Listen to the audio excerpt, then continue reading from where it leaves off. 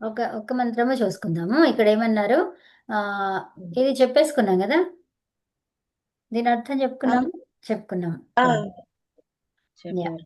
Okay. So ఇప్పుడు ఈ మంత్రం చూద్దాం. ఓం. చెప్పనా జీ? మ్, ఓం ఏనేదం భూతం భువనం భవిష్యత్. येने येनेदं भूतं भुवनं భవిష్యత్. भविष्यत् పరిగృహీతమమృతేన సర్వం.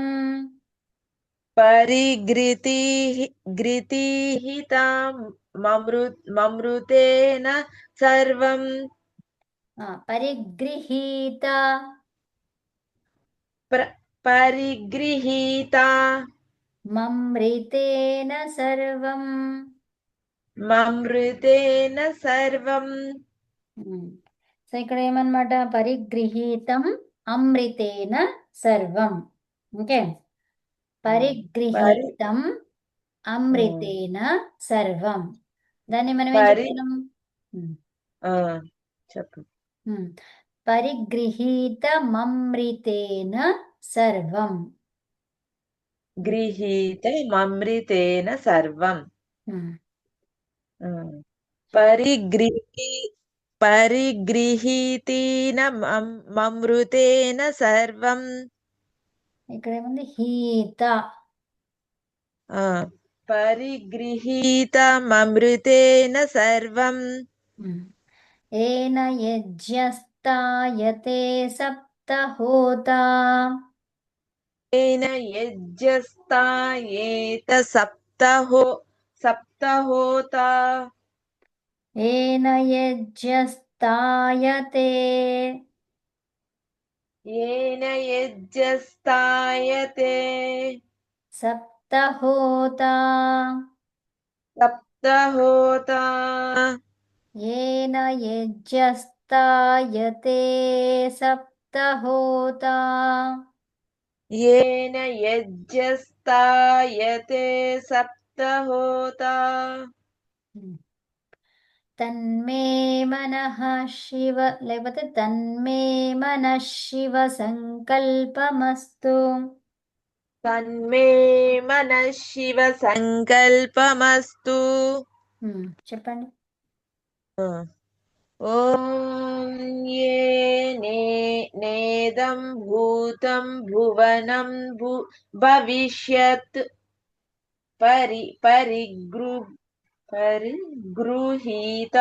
परिगृहीता ममृतेन सर्वं येन यज्ञस्थायते सप्तहोता तन्मे नमः शिव संकल्पमस्तु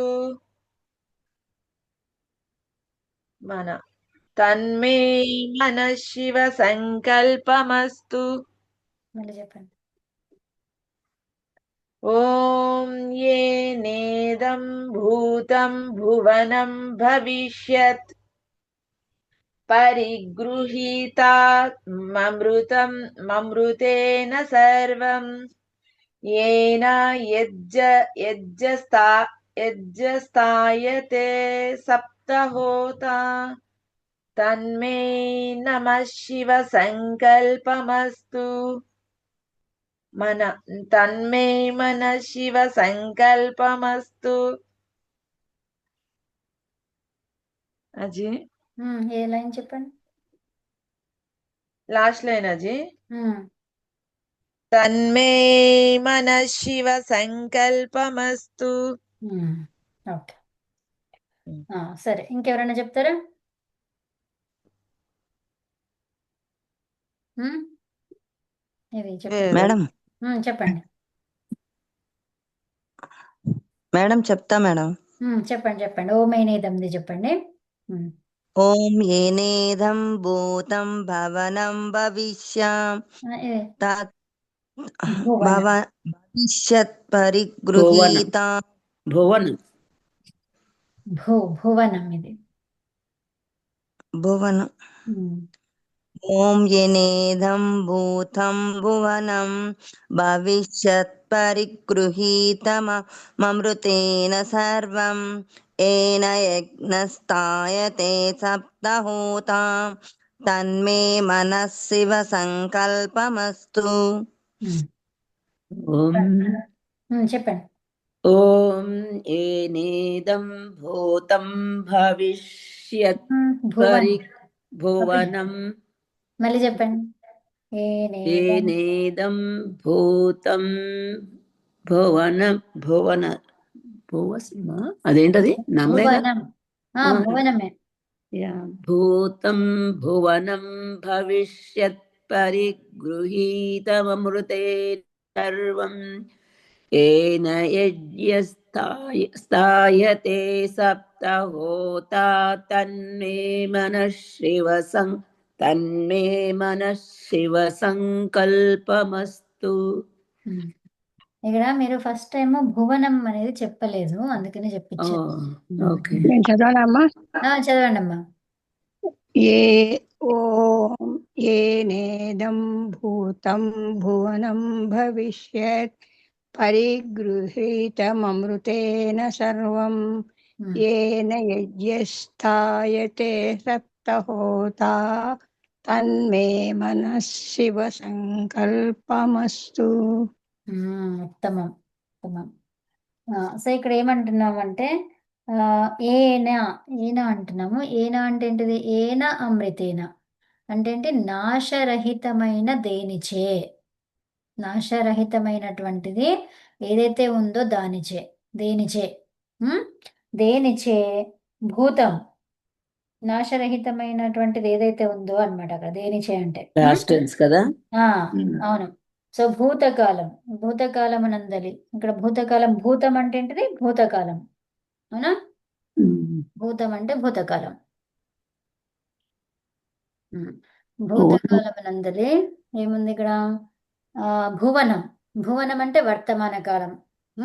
భవిష్యత్ అంటే భవిష్యత్ కాలం నందలి. ఇదం సర్వం, ఇదం సర్వం అంటే ఈ సకల జగత్తు వ్యవహారం. ఓకే. పరిగృహీతం, పరి అంటే నాలుగు వైపులు అనమాట, అంటే అంతటా అనమాట. అంతటి నుంచి గ్రహించి ఉన్నదో, ఏదైతే గ్రహించబడి ఉన్నదో, ఏదైతే అని ఎందుకంటున్నాము? ఎత్ అని అన్నాడు కాబట్టి, పైన ఫస్ట్లో ఎత్ అన్నారు కాబట్టి అన్నిటికీ ఉన్నదో, చేయబడుతుందో, ఏదైతే ఉందో అక్కడైతే అట్లా వస్తాయి అనమాట. ఓకే. నాలుగు వైపుల నుంచి గ్రహింపబడి ఉన్నదో ఏనా, ఏనా అంటే ఇది తృతీయలో ఉంది. అంటే దేనితో అయితే, ఓకే, దేనితో అయితే సప్తహోత అంటే సప్త అంటే 7 హోతలు. ఏ హోతలు మరి అవేంటివి? శ్రోత్రము, శ్రోత్రం అంటే ఏంటి? చెవులు. త్వక్కు, త్వక్ అంటే చర్మము. నేత్రం, నేత్రం అంటే కళ్ళు. రసన అంటే నాలుక, నాలుక. తర్వాత నాసిక అంటే ముక్కు. తర్వాత బుద్ధి. ఓకే. ఈ పంచ జ్ఞానేంద్రియాలతో పాటు ఇంకా 2 ఏమవి? బుద్ధి, ఆత్మ. అవి సప్తహోత అంటారు దాన్ని. ఓకే. సప్తహోతలు కల యజ్ఞ, యజ్ఞ అంటే యోగ రూప యజ్ఞము. ఏమి యోగ రూప యజ్ఞము? ఇక్కడ ఈ సప్తహోతలు ఉన్నటువంటి యోగ రూప యజ్ఞము తాయతే చేయబడును. ఓకే. ఆ యజ్ఞం చేయబడుతుందో తన్మే మనః శివ సంకల్పమస్తు. నా మనస్సు ఇదంతా కూడా చేయబడుతుంది. దేని ద్వారా? మనస్సు ద్వారా. అర్థమవుతుందా?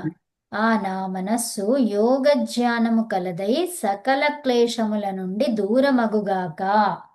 ఏంటి? యోగ ధ్యానము. యోగ ధ్యానం అంటే ఏంటో మనం ఇప్పుడు చెప్పుకున్నాం కదా, అష్టాంగ యోగ ధ్యానం అనమాట.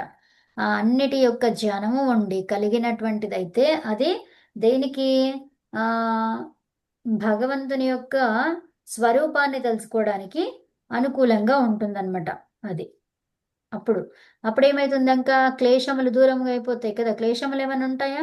భగవంతునికి దగ్గరైతే మన లోపల ఏముంటాయండి? ఏమీ ఉండవు కదా. అంత సంతోషము, సుఖము తప్పితే ఇంకేముండదు అక్కడ. సో అదనమాట. క్లేశముల నుండి దూరమగుగాక అంటే ఇక్కడ ఏమంటున్నారు, హే పరమేశ్వర, మోక్షమును సంపాదించునంత వరకు ఏ మనస్సు చే, ఓకే, మోక్షము రానంత వరకు ఎవరు కావాలి, మనస్సు కావాలి. ఆ మోక్షం వచ్చిందా ఇంకా మనస్సుతో పని ఉందా? లేదు. లేదు. లేదు. అలా అన్నమాట. ఏం ఏం ఏ పరమేశ్వర, మోక్షమును సంపాదించునంత వరకు, ఆ సంపాదించేంత వరకు ఈ మనస్సు, ఏ మనస్సు చే భూత భవిష్యత్ కాలములోని వ్యవహారములు గ్రహింపబడి ఉండునో. అర్థమవుతుందా?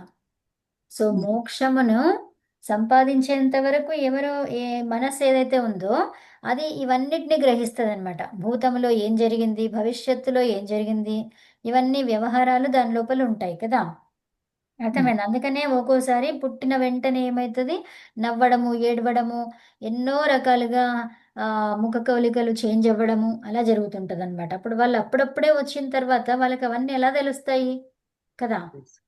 అంటే ఏంటి, భూతకాలంలో జరిగిన విషయాల యొక్క ప్రభావం. తర్వాత ఇప్పుడు మనకు తర్వాత భవిష్యత్తులో మనం ఒక్కోసారి నవ్వుతుంటాం, ఎక్కడ కలలో నవ్వుతుంటాం. అర్థమవుతుందా? అంటే ఏంటి, మనకు అది తెలిసినట్టుగా, అదేదో జరిగినట్టుగా, ఏమో అయినట్టుగా, సంతోషము, దుఃఖము అన్నీ ఏమేమో జరుగుతూ ఉంటాయి అక్కడ కూడా, అవునా? సో అదేంటి, అజ్ఞానముతో జరుగుతుందా, జ్ఞానముతో జరుగుతుందా?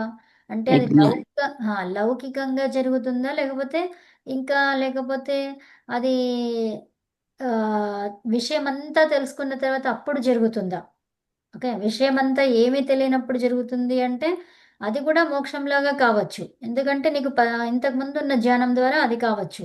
ఓకే, సో ఏంటివి అవి, ఇప్పుడు మనకి జరిగే విషయాలే కాకుండా కొత్త కొత్తవి వస్తున్నాయి అంటే అది మనకి ఇంకా ఆ మనం మోక్ష స్థితిలోకి వెళ్తున్నట్టుగా అక్కడ. అర్థమవుతుందా? మనకి తెలియని విషయాలు కూడా తెలుస్తున్నాయి అంటే ఏంటి అర్థం అక్కడ, భవిష్యత్తు గురించి మనకి భవిష్యత్తు గురించి ఆ తెలుసు. అవగాహన అవుతుంది అని అర్థం అన్నమాట. ఓకే, సో భవిష్యత్తులో ఏమి కాబోయేది ఉందో అది అవగాహన అవుతుంది. మరి అది ఖచ్చితంగా అవుతుందా అంటే అక్కడ మార్పులు జరగచ్చు. అర్థమైందా? ఎలా జరగచ్చు, మనం ఇక్కడ చేసే పనులు మంచి చెడుల వల్ల అక్కడ అది జరగచ్చు కదా. అలా అన్నమాట. సో భవిష్యత్తు కాలంలోని వ్యవహారములు గ్రహింపబడి ఉండునో, ఏ మనస్సు చేతైతే ఇవన్నీ గ్రహింపబడతాయో, సప్తహోతలు గల యజ్ఞము చేయబడునో. అంటే ఏంటి, ఇవన్నీ కూడా ఉండి ఆ యజ్ఞం చేస్తున్నాం అంటే ఏంటి, మన శరీరము ఉంటో తర్వాత మనకి ఇవన్నీ జ్ఞానేంద్రియాలు, బుద్ధి, ఆత్మ అంటే ఏంటి, బుద్ధిపూర్వకంగా చేస్తున్నాం, ఏదో ఇష్టం ఉన్నట్టుగా చేయకుండా ఊరికేనే అది అందరూ చేస్తున్నారు కదా నేను చేస్తున్నా అని కాకుండా బుద్ధిపూర్వకంగా అసలు ఏం చేస్తున్నాము, ఏమవుతుంది, ఏం చెప్తుంది ఆ మంత్రము అని అట్లా తెలుసుకొని చేయబడునో ఆ నా మనస్సు యోగ విజ్ఞానముతో కూడి ఉండునుగాక. ఓకే, అంటే మొత్తం సర్వ విజ్ఞానాన్ని మొత్తం అంతా అవగతమై ఉండాలి, క్లేశముల నుంచి దూరంగా ఉండాలి. సో అంతా అవగతమైన తర్వాత క్లేశములే ఉండవు ఇంకా, అదనమాట. జీ ఇక్కడ రసన అంటే మీనింగ్ నాలుక. నాలుగు. రసం. నాసిక అంటే ముక్కు. ముక్కు. ఓకే. త్వక్కు అంటే చర్మం. చర్మం. శ్రోత్రం అంటే చెవి. నేత్రం అంటే కన్ను. చక్షు.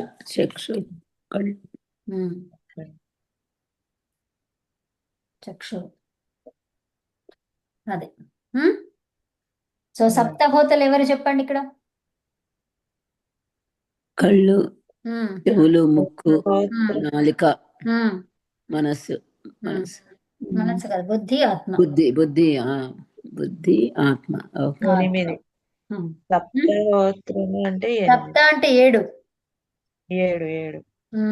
5 పంచ జ్ఞానేంద్రియాలు, తర్వాత 2 బుద్ధి, ఆత్మ.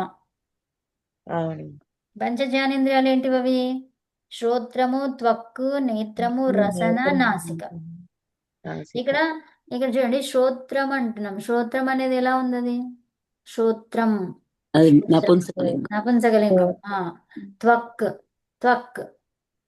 త్వక్ అనేది హలంత శబ్దం. అవును. తర్వాత నేత్రం నేత్రం ఇది నపుంసకలింగమే. నపుంసకలింగం. రసనా తృతీయ విభక్తి ఇతర తృతీయ స్త్రీలింగం. స్త్రీల స్త్రీలింగం. రసన. ఓకే. ఇక్కడ నాలుక అంటున్నాం అంతే కదా, దీర్ఘం నాలుకనే అంటున్నావు కదా, అవును స్త్రీలింగం. తృతీయ విభక్తిలో ఉన్నట్టు చెప్తున్నావా, నాలుక చేత అంటలేం, నాలుక అంటున్నాం అంతే ఓకే. కదా. So yeah. అంటే రసన అంటే స్త్రీలింగం, లత స్త్రీలింగం. లాగా. తర్వాత నాసిక, ఇక్కడ కాకి దీర్ఘం ఉంది. తెలుగులో ఇది కాబట్టి వాళ్ళు రాయలేదు, మనం ఇది సంస్కృతం. ఇది కూడా స్త్రీలింగమేనా? బుద్ధి ఇది పుల్లింగం కదా. పుంలింగం కావచ్చు, స్త్రీలింగం కావచ్చు, రెండిట్లో ఉంటుంది. ఆత్మ, ఆత్మకి లింగం ఆత్మ, లేదు. ఆత్మ అన్నమాట అది. కానీ స్త్రీలింగం. ఆత్మకి మనం చెప్పుకుంటే లింగం లేదు దానికి. అట్లా కాదు, అంటే ఆత్మ అనేది గ్రామర్ శబ్దం, పరంగా. అదొక శబ్దం, అది ఆత్మ అనేది శబ్దం. అదే కరెక్టే, కానీ ఇక్కడ సంస్కృతం ఇది కాకుండా జస్ట్ మామూలుగా ఇన్ జనరల్ చెప్పుకుంటే దానికి లింగాలు లేవు, లింగ భేదం లేదు ఆత్మ. అది అది దానికి ఆకృతే లేదు, ఇంకా లింగ భేదం ఎట్లా అదే వస్తుంది? అదే మనస్సుకి లేదు, దేనికి లేదు, అవును. యా. వాయువుకి లేదు కదా, ఆకృతే లేదు కదా, ఆకలికి లేదు, ఆకలి అంటున్నాం మరి కదా. అనుభవపూర్వకంగా తెలుసుకోవడమే కానీ. అంతే అంతే, అనుభవాలు ఇవన్నీ కూడా అనుభవాలు అంతే. కడుపు నొప్పికి లేదు ఆకృతి, అవునా? దుఃఖానికి లేదు.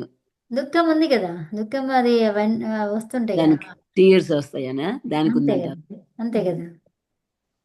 దుఃఖం అనే శబ్దానికి లేదు ఆకృతి కదా. సో దుఃఖం అంటే ఏంటి, ఏడుపు, ఏడుపుకి ఉంది కదా, అశ్రువులు వస్తున్నాయి కదా అక్కడ నుంచి. అదండి, చాలు కదా ఈరోజు. జీ. ఓకే, సరే.